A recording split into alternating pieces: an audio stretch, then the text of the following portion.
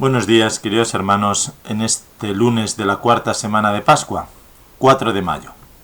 Hoy vamos a ver de qué manera, en los textos continuados que estamos siguiendo de la liturgia, vemos esa universalidad de la fe en la presencia del Espíritu Santo y de qué manera el Señor, continuando con el discurso del buen pastor, nos va a poner en relación directa, de la misma manera que Él tiene con el Padre, nosotros los que seguimos a Cristo tenemos con el Hijo. En los Hechos de los Apóstoles hemos visto que Pedro ha recibido una crítica, digamos, una crítica feroz, además, porque los hermanos de Jerusalén, los partidarios de la circuncisión, le han dicho: has entrado en casa de incircuncisos y has comido con ellos. Es decir, el mensaje es universal, es para todos.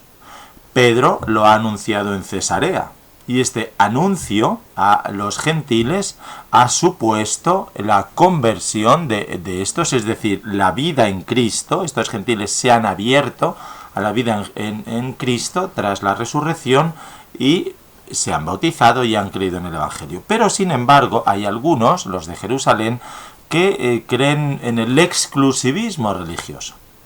Eso tenemos que estar atentos porque nos puede pasar a nosotros también, que nos creemos exclusivos en nuestro comportamiento religioso, pero después nos fallan las formas. Pedro, ciertamente, lo que hace es explicar. Ante ese reproche, él explica tranquilamente. Es cierto que la comunidad de Jerusalén es dócil a las explicaciones de Pedro y entienden lo que ha sucedido. Pedro ve que después de estar orando, la experiencia que ha tenido, la visión que ha tenido, se la comunica. Oye, he actuado así porque desde la oración he visto claramente que quizá el Señor me decía esto y por eso he actuado así. Él dice que estaba en una azotea, si leéis el texto, y que ve en un paño muchos animales prohibidos para la religión judía. Y entonces la voz le dice: anda, Pedro, mata y come, ¿no? Él explica, él responde: no puedo. Dentro de mi ortodoxia de fe yo no puedo hacer eso. Y la voz de Dios dice: lo que Dios ha declarado puro, no lo llames tú profano. Y desde ahí justifica ese acercamiento hacia los gentiles. Porque todos somos criatura de Dios, todos tenemos derechos adquiridos, decimos ahora, pero todos estamos abiertos a la posibilidad de aceptar la buena noticia una vez que se nos anuncie, y todos estamos, por así decir, libres para optar entre la vida y la muerte, entre el amor o el odio, entre la luz y la tiniebla. De hecho, si vemos el Salmo que la liturgia propone hoy, el Salmo 41, como busca la cierva corrientes de agua, así te busca mi alma a ti, Dios mío. Porque tiene sed de Dios, del Dios vivo. ¿Cuándo entraré a ver el rostro de Dios? Dice, es decir, ¿cuándo poseo la vida? Envía tu luz y tu verdad, que ellas me guíen. Es lo que ha sucedido con los gentiles de Cesarea. Han visto la luz, han visto la verdad, han descubierto la vida en el anuncio de Pedro del Evangelio. Porque Pedro, además, dice en el texto que ha sido enviado, porque han venido 3 mensajeros que él no esperaba, porque estos mensajeros han visto la acción salvífica de Dios en un ángel que ha dicho: ve y llama a este hombre de Jafa que se llama Pedro y escuchad lo que os va a decir. Es más, el texto dice que el Espíritu Santo, dice, bajó sobre ellos el Espíritu Santo igual que había bajado sobre nosotros al principio, es decir, como el día de Pentecostés. Y Pedro cita que ahora entiendo lo que dijo Jesús de Juan. Juan os bautiza con agua, pero vosotros bautizaréis con el Espíritu Santo. Interesante, queridos hermanos. El texto viene a decir que ni siquiera es Pedro, es el Espíritu Santo quien actúa a través de nosotros. Y que tenemos que pasar de largo sobre las controversias que puede haber de ese exclusivismo religioso, que tenemos que estar abiertos al Espíritu, que tenemos que convertirnos, que seguimos encerrados en nuestros presupuestos muchas veces obtusos, oscuros, que no se dejan iluminar por la luz, por la verdad, por la vida del Espíritu. Termina el texto diciendo, si Dios les ha dado a ellos el mismo don que a nosotros, por haber creído en el Señor Jesucristo, ¿quién era yo para oponerme a Dios?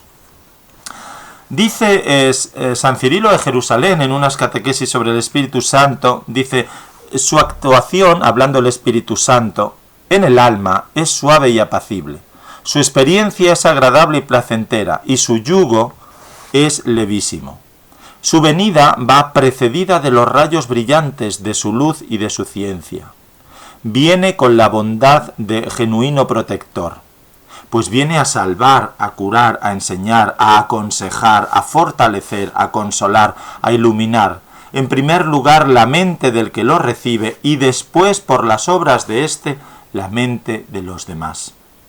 Y del mismo modo que el que se hallaba en tinieblas al sentir el sol recibe la luz en los ojos del cuerpo y contempla con toda claridad lo que antes no veía, así también al que es hallado digno del don del Espíritu Santo se le ilumina el alma y levantado por encima de su razón natural ve lo que antes ignoraba.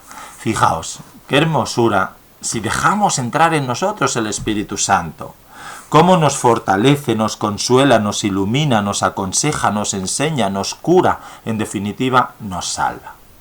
Pero tenemos que querer, porque los que estaban con Pedro, los que le han recriminado, dice el texto al final, que escuchándole y dando credibilidad a la justificación que él decía, porque han hecho un acto voluntario de darle credibilidad a Pedro, con esto se calmaron y alabaron a Dios diciendo, también a los gentiles les ha otorgado Dios la conversión que lleva a la vida. Han salido de su posición cerrada, de exclusivismo religioso. Han salido de ese pequeño barniz que tenían y han aceptado la universalidad del Evangelio. Recemos hoy ese Salmo 41. Como busca la cierva corrientes de agua, así mi alma te busca a ti, Dios mío. Que yo me acerque al altar de Dios, al Dios de mi alegría. Que te dé gracias al son de la cítara, Dios, Dios mío. Ese Dios que es el pastor, porque sigue el texto de ayer, ¿no? Jesucristo, el pastor que nos acerca al Padre, decía. Dice, yo soy el buen pastor, el que da la vida por las ovejas. Jesucristo da la vida por nosotros, nos protege, decíamos ayer, es la puerta de acceso al Padre, pero a la vez nos enseña la intimidad con el Padre. Fijaos que dice, yo conozco a mis ovejas y las mías me conocen a mí, e igual que el Padre me conoce y yo conozco al Padre, esa es la relación que crea con nosotros. Fijaos, el Hijo y el Padre, nosotros y el Hijo para llegar al Padre. Igual que el Padre me conoce y yo las conozco, de la misma manera, ellas me van a conocer como yo conozco al Padre.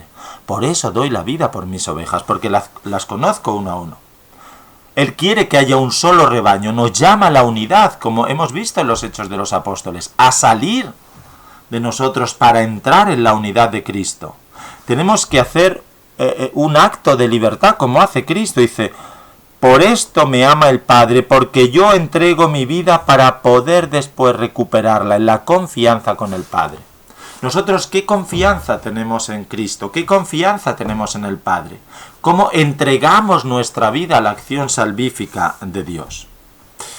Aunque camine en medio de las sombras de la muerte, diría San Agustín comentando el Salmo 22 del Buen Pastor, aun cuando camine en medio de esta vida, la cual es sombra de muerte, no temeré los males, porque tú, oh Señor, habitas en mi corazón por la fe.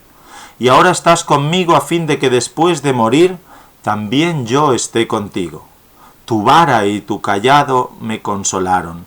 Tu doctrina, como vara que guía el rebaño de ovejas y como cayado que conduce a los hijos mayores que pasan de la vida animal a la espiritual. Más bien me consoló esa vara que me afligió, porque te acordaste de mí, Señor Dios mío. Es el Señor que nos da un mandamiento único que ha recibido del Padre: el amor, el perdón, el salir de nuestros esquemas mundanos y carnales para entrar en la dimensión que hablábamos del Espíritu Santo. Hemos nacido del costado de Cristo en la cruz. Él nos ha dado ahí el Espíritu Santo. Se ha ratificado en Pentecostés. Somos iglesia viva en el Espíritu, en ese Espíritu que, repito, salva, cura, enseña, aconseja, fortalece, consuela, ilumina. Nos da un plus especial. Pues bien, queridos hermanos, termino con una oración a este buen pastor de San Juan Damasceno. A tal extremo, oh Cristo, mi Dios, te humillaste para cargarme a mí, oveja descarriada, sobre tus hombros y apacentarme en verdes praderas y nutrirme con las aguas de la sana doctrina por medio de tus pastores, los cuales, apacentados por ti, apacientan a su vez a tu eximia y elegida grey. Ahora, Señor, me has llamado por medio de tu obispo al servicio de tus discípulos, con que designo hayas hecho tales cosas. Yo lo ignoro, tú eres el único que lo sabes. Señor, aligera la pesada carga de mis pecados con los que te he ofendido gravemente. Purifica mi mente y mi corazón. Sé para mí como una lámpara encendida que me guíe por el camino recto. Abre mi boca para que hable rectamente.